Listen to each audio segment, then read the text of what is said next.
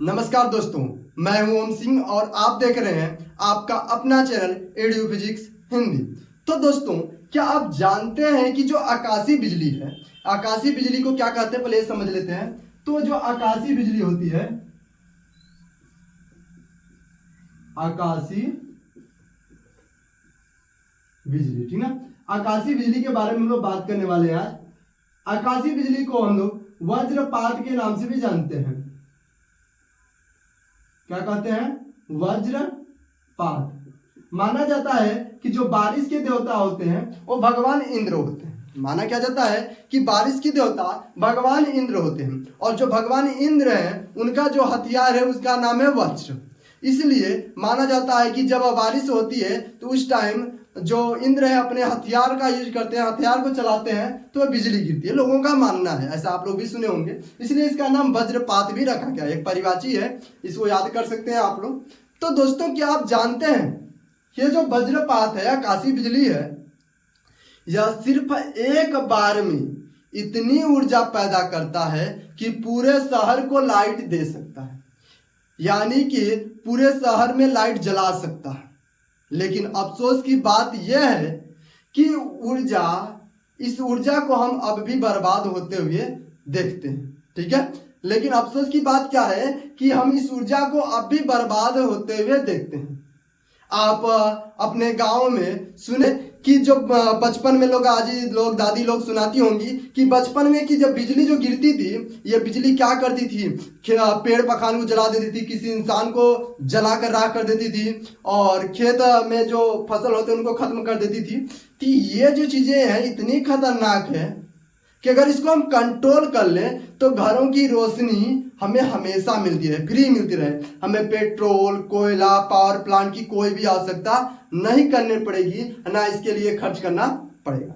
तो दोस्तों, आज हम जानेंगे कि आकाशीय बिजली बनती कैसे है, आकाशीय बिजली चलती कैसे है, और यह आकाशीय बिजली गरजती कैसे है।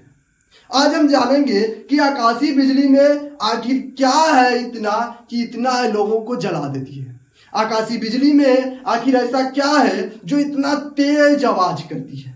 आकाशीय बिजली ऐसा क्या है जिसको अगर हम कंट्रोल कर ले तो हमें विद्युत धारा मिल सकती है। लोगों ने तो अलग अलग बातें, अलग अलग दादा परदादा के लोग बताए हैं। तो समझते हैं आकाशीय बिजली बनती कैसे है, समझिएगा।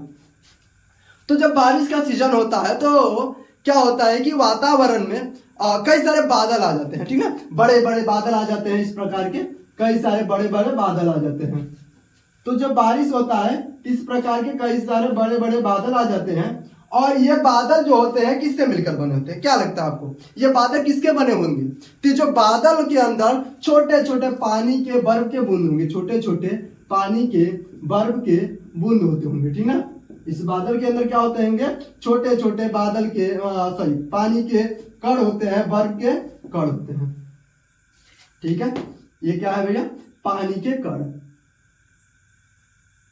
ध्यान से समझिएगा, बहुत अच्छे से समझ में आएगा आपको, ठीक है। अब ये पानी के कण, जब बादल, आप जानते हैं कि हवा के कारण या इधर उधर चलते रहते हैं, तो ये जो बादल के कण हैं वो स्थायी नहीं होते, वो हमेशा रन करते हैं, हिलते डुलते रहते हैं। तो इनके पानी के जो कण हैं, बादल कण, इनके बीच में क्या होता है? फ्रिक्शन होता है। इस फ्रिक्शन से, रगड़ से क्या होता है कि इनके बीच में आवेश उत्पन्न होता है। रगड़ से यहाँ पर क्या होता है? दोनों के बीच में रगड़ होता है। क्या होता है?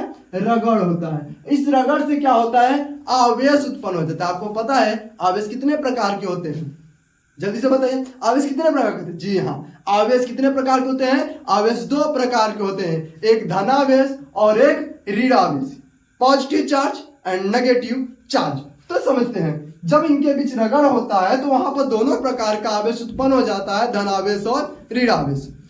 अब ये जो धनावेश है, ये ऊपरी हिस्सा में, बादल के ऊपरी हिस्से में धनावेश आ जाता है। बादल के ऊपरी हिस्से में धनावेश आ जाते हैं, ठीक है ना। और इसी बादल के निचले हिस्से में ऋणावेश उत्पन्न हो जाते हैं। इसी प्रकार से हर इस बादल में भी हो जाए, हर बादल में होता। अब देखिए, निचले हिस्से में ऋणावेश आ जाते हैं, लेकिन अब इस प्रकार का एक आवेश इकट्ठा हो गया है और एक प्रकार का विशाल बैटरी बन जाता है। क्या बन जाता है? एक बैटरी का काम करता है। विशाल बैटरी बोले, बड़ा बैटरी। तो एक प्रकार का विशाल बैटरी बन जाता है।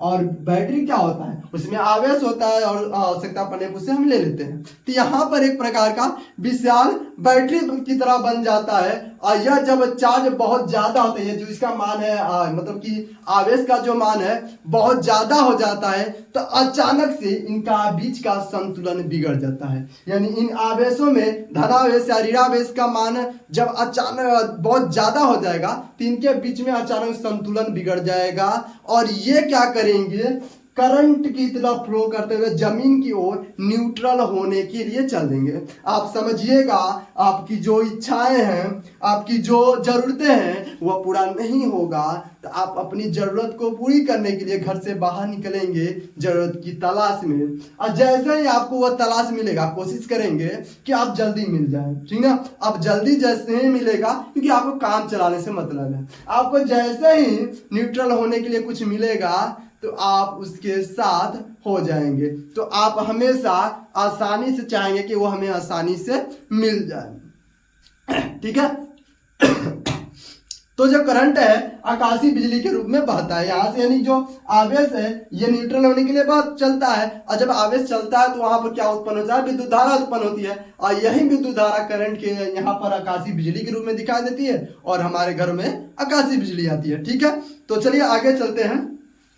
तो यहां तक समझ में आया। अब आगे चलते हैं, आकाशीय बिजली कैसे चलती है। आकाशीय बिजली समझ में आया, अब हम समझेंगे बिजली जो है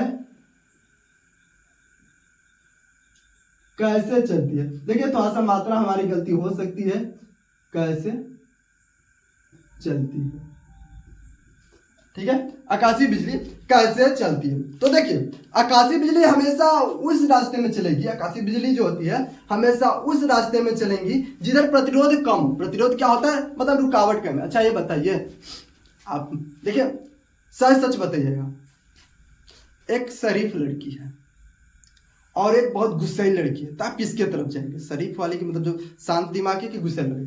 गुस्सैल वाले में जल्दी से बात नहीं बनेगा, लेकिन वो बात बन जाएगा जल्दी से, ठीक ना, समझ रहे ना। तो वही बात है कि ये भी चाहेगा कि भैया हम उधर चले जिधर झगड़ा कम हो, रुकावट ना है, बस काम हो जाए। तो इसीलिए वह यह जो आवेश है, बिजली जो है न्यूट्रल होने के लिए उसी रास्ते में चलेगी जिधर क्या होगा, प्रतिरोध कम होगा। और प्रतिरोध कम कहाँ होगा, जमीन। यहाँ पर आने के लिए बस हवा पकड़ के आओ, जमीन को पकड़ लो।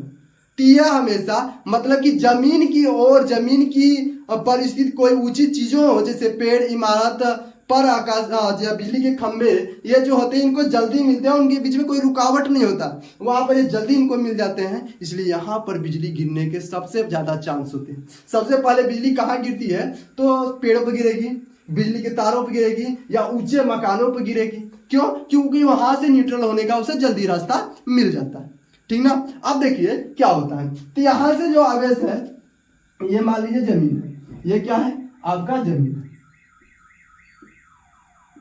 अब यहां से आवेश निकलेगा, और आवेश निकलेगा तो अब इसको चलने के लिए रास्ता भी चाहिए। तो जब बारिश हो रही होगी तो पानी के छोटे छोटे कण रहे होंगे, तो ये निकलेगा, यहाँ पर आएगा, फिर यहाँ जाएगा, इस तरह से चलते हुए ये जमीन पर पहुंचेगा, ठीक ना। इस तरह से चलते हुए, ये क्या है, पानी का कण है, ये पानी का, इस तरह से चलते हुए ये जमीन पर आएगा।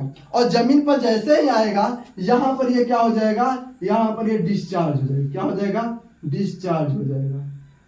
अब जैसे ही आवेश डिस्चार्ज होते हैं, जब भी आवेश डिस्चार्ज होते हैं तो अपने साथ एक स्पार्क क्रिएट करते हैं। जैसे आप लोग देखे होंगे कभी जो घर में लाइट आती है, इसके बीच में जो तार होते हैं एकदम पास पास आते हैं, तार जो होते हैं ये पास पास जाते हैं, तो डिस्चार्ज होने की कोशिश में स्पार्क जनरेट करते हैं, यानी कि चिंगारियां निकलती हैं। उसी प्रकार से ये जो स्पार्क है, ये स्पार्क क्रिएट करते हैं, डिस्चार्ज होते हैं। तो स्पार्क होता है, तो स्पार्क का मतलब क्या हो, डिस्चार्ज होंगे तो स्पार्क बनेगा। स्पार्क का मतलब होता है कि चमक। स्पार्क का मतलब क्या होगा, चमक होगी। अब चमक क्या होता है, एक प्रकार का प्रकाश है, ठीक है। स्पार्क होगा, चमक होगा, जो कि एक प्रकाश है, ठीक ना। अब समझिए जो करंट होता है, बिजली होता है, धरती और बादल के बीच में जब बादल से करंट निकलता है, आवेश निकलता है, तो एनी टेढ़ी लाइन में, जिगजैग लाइन में चलता है, तिरछी रास्ता में चलता है। अब ये तिरछी रास्ते में चलता है, तिरछा चलता है, इसलिए इसको हम स्टेप लीडर, क्योंकि एक सीढ़ी, देखिए एक प्रकार का सीढ़ी की तरह संरचना बन गया ना, इसलिए इसको हम बोलते हैं स्टेप लीडर। क्या बोलते हैं? स्टेप लीडर, स्टेप लीडर भी बोलते हैं। आज बात समझ में, क्या बोलते हैं? स्टेप लीडर बोलते हैं। अब समझिए कि आगे क्या होता है। अब यहाँ पर समझिए, यहाँ पर आएगी, टकराएगी, और यहाँ जैसे टकराएगी यह चमक उत्पन्न करेगी, ठीक ना। अचानक तेज चमक पैदा होता है, और अचानक तेज चमक से पूरी बिजली क्या होती है? अचानक डिस्चार्ज, जैसे ये टकराएगा, पूरी बिजली जो होती है, जो आवेश होते हैं, डिस्चार्ज हो जाते हैं, और डिस्चार्ज होते हैं तो स्पार्क जनरेट होता है, तेज चमक होती है। अब समझते हैं गर्जन कैसे होती है। अब समझेंगे कि सर अब बता तो दिए कि यह जो बिजली होती है चमकती है कैसे, ये भी बता दिए कि ये बिजली जो है यानी कि आकाशीय बिजली जो है कैसे बनती है, लेकिन ये बताइए कि हमें गर्जन क्यों सुनाई दी, यानी गरजते कैसे हैं। तो इसको समझते हैं गर्जन कैसे होती है। अगला हमारा टॉपिक होगा गर्जन कैसे होती है, ठीक ना। तो गर्जन कैसे होती है।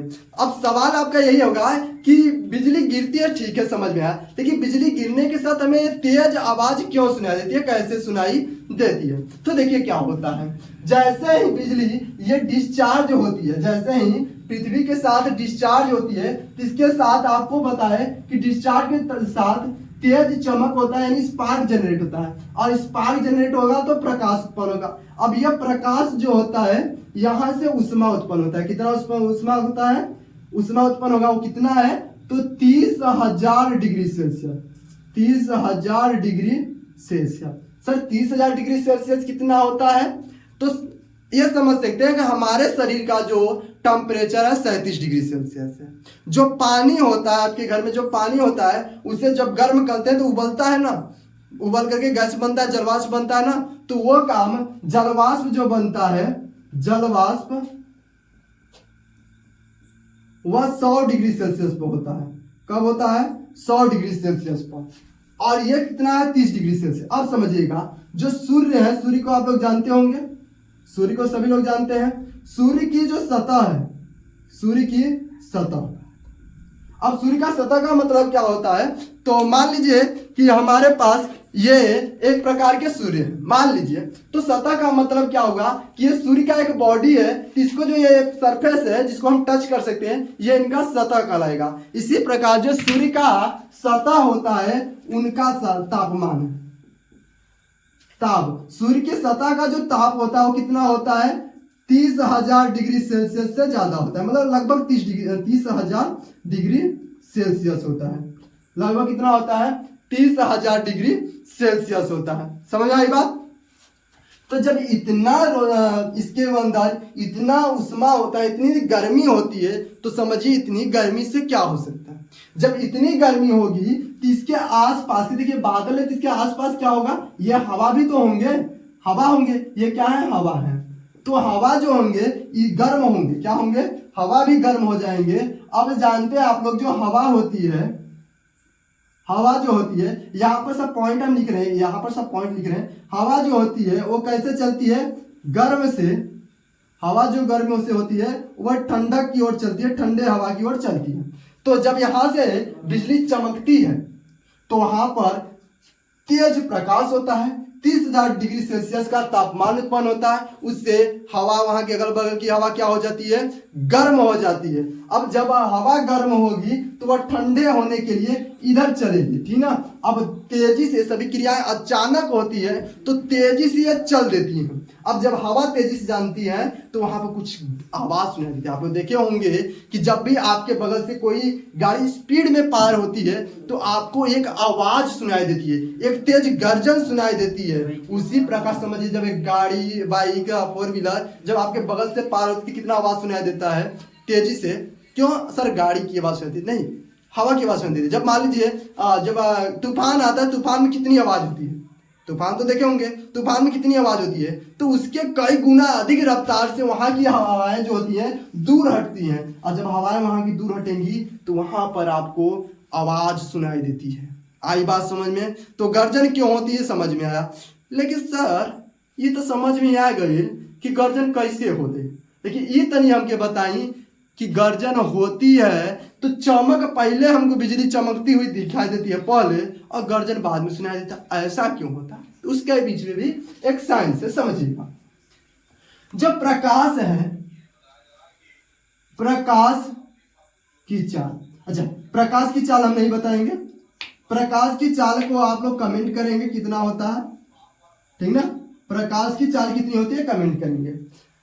प्रकाश की चाल से बहुत कम, प्रकाश की चाल से बहुत कम ध्वनि की चाल होती है, ठीक ना। प्रकाश की चाल से बहुत कम ध्वनि की चाल होती है। और ध्वनि की चाल कितनी होती है? तो ध्वनि की चाल होती है 332 मीटर, ठीक ना, 332 मीटर प्रति सेकंड। ध्वनि की चाल कितनी होती है? 332 मीटर प्रति सेकंड। आई बात समझ में? तो देखिए 332 मीटर प्रति सेकंड होती है और कई गुना, कई लाखों गुना समझिए ज्यादा प्रकाश की चाल होती है। तो सबसे पहले कौन आएगा? जिसकी चाल ज्यादा होगी। किसकी चाल ज्यादा है? सर प्रकाश की चाल। तो इसलिए प्रकाश हमको दिखाई देती है, चमक पहले दिखाई देता है और आवाज बाद में सुनाई देती है। आई बात समझ में? क्लियर है? ठीक है। अब देखिए, अब बोलेंगे सर ये इतना समझ में आया, अब बताइए कि इसको हम लोग कंट्रोल कैसे करेंगे, आकाशीय बिजली को कैसे हम कंट्रोल करेंगे। तो देखिए अभी तक इस आकाशीय बिजली को कंट्रोल करना यानी इस ऊर्जा को स्टोर करना संभव नहीं हो पाया। यानी कि अभी तक हम इस ऊर्जा को क्या कर सकते हैं? स्टोर नहीं कर सकते हैं, ठीक ना। और सर यहाँ पर देखिए 343 होता है, ठीक है, आप थोड़ा सा गलती होता है, करेक्ट कर लीजिए, 343 मीटर प्रति सेकंड, ठीक ना। तो अभी तक इस आकाशीय बिजली को कंट्रोल करना संभव नहीं। अगर ऐसा हो जाए तो यह एक बार में जो बिजली गिरती है ये 1 साल तक पूरे जो शहर है 1 साल तक इस पूरे शहर को बिजली दे सकती है। क्योंकि यह एक बार में जो आकाशीय बिजली होती है एक बार में चलिए यहां पर समझिएगा, आकाशीय बिजली जो होती है एक बार में लगभग करोड़ अरबों वोल्ट की ऊर्जा उत्पन्न करती हैं। अरबों वोल्ट की ऊर्जा उत्पन्न करती है। यानी कि जो आपका बिजली एक बार गिरती है तो ये एक बार में अरबों वोल्ट का करंट पैदा करता है। अगर सोचिए, अगर इंसान इस बिजली को कंट्रोल करना सीख जाए तो शायद भविष्य में हमें पावर प्लांट, डीजल, पेट्रोल की आवश्यकता नहीं पड़ेगी। तो